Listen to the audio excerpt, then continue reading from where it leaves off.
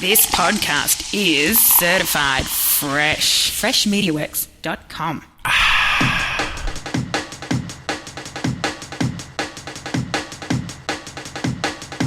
Hey everybody, welcome back to The Marketing Drive. I'm Chris Daly, and this is the show where I use my commute time to talk about one actionable marketing idea, one tip, one trick, one tidbit to help you make more money, do more business, close more deals, you name it.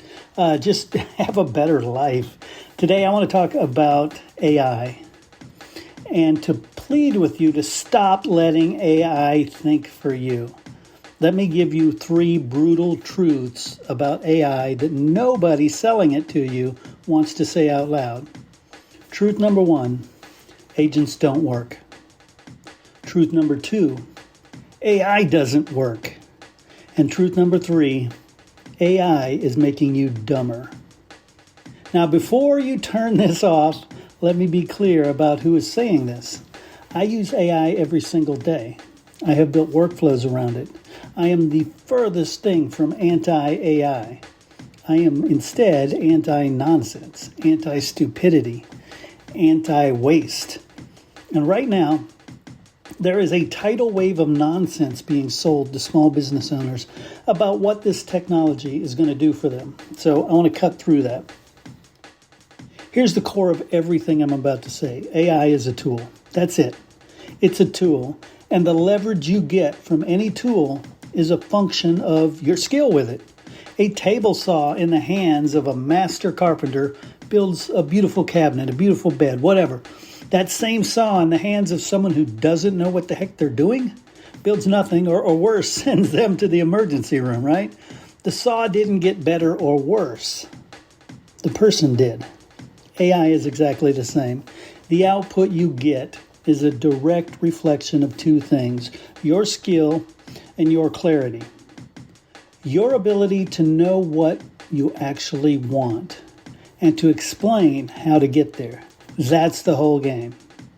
So let's talk about why agents don't work, at least not the way they're being sold, right?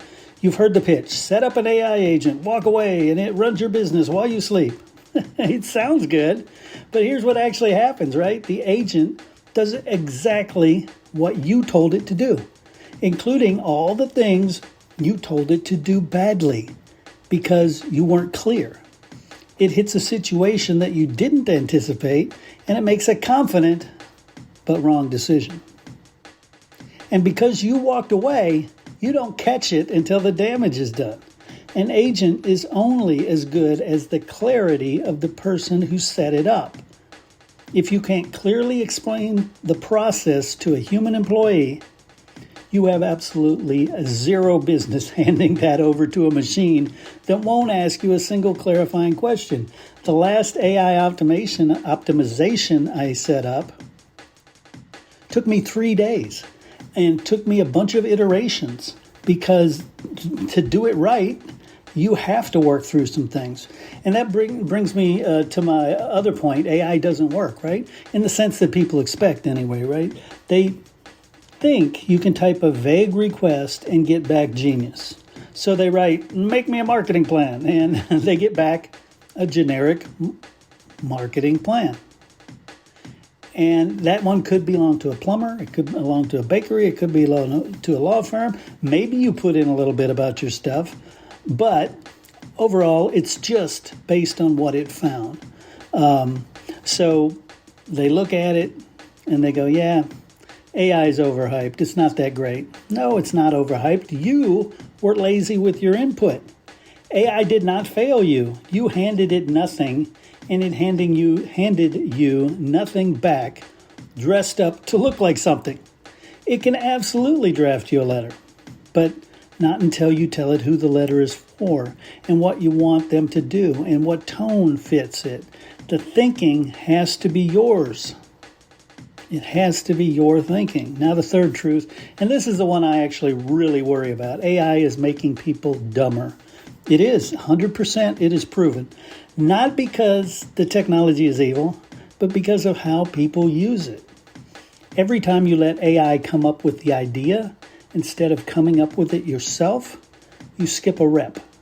And that mental muscle, the one that generates ideas, solves problems, connects the dots, that muscle only grows when you use it. It's like any muscle. Outsource it every day and it atrophies. Exactly like a muscle that you stop training.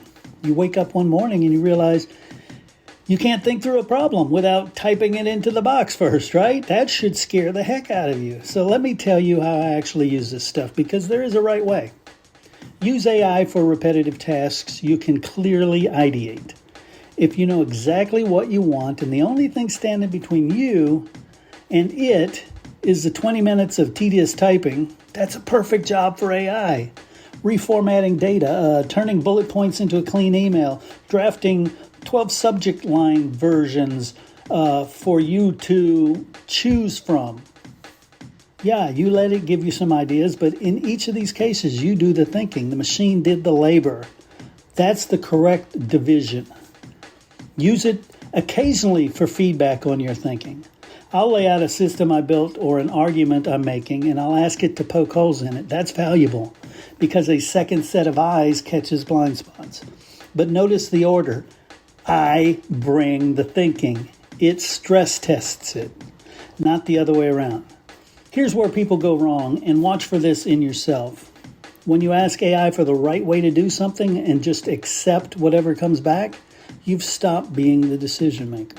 You're now taking orders from a tool that doesn't know your business, doesn't know your customers, doesn't know your goals, doesn't know anything about real life. And here's the dirty secret that a lot of AI responses. And here's the dirty secret about a lot of AI responses. When you ask it a question a huge amount of time, it is simply taking your own prompt and feeding it back to you in a clearer, more confident language. You already knew the answer. It just made it sound smart. So always check it. Ask yourself, did it actually tell me something new, or did it just polish what I asked of it? Let me give you a couple more examples so this sticks. You ask AI to write your company's core values. Now, they're not your core values. They're generic words a machine guessed at, and you'll never live by them because they were never really yours.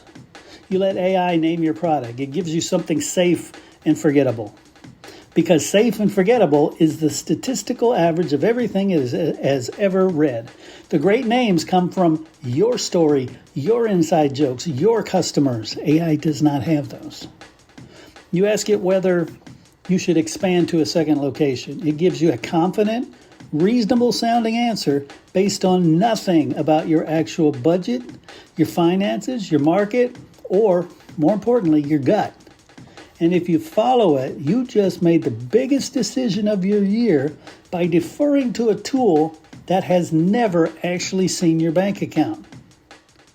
You see the pattern? The higher the stakes, the more it requires real judgment, the more dangerous it is to outsource. The lower the stakes and the more clearly you can define the task, the more useful AI becomes.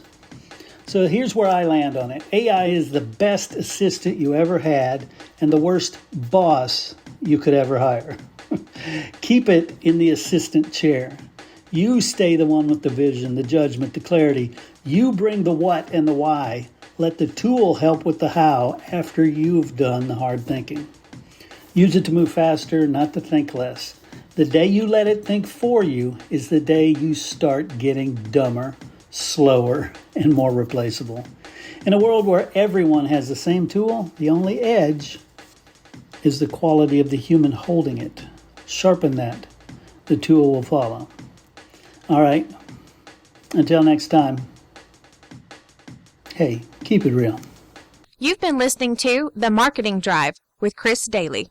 To learn more about how Chris can help your company get more customers, call 713-269-4620 or visit us on the web at freshmediaworks.com.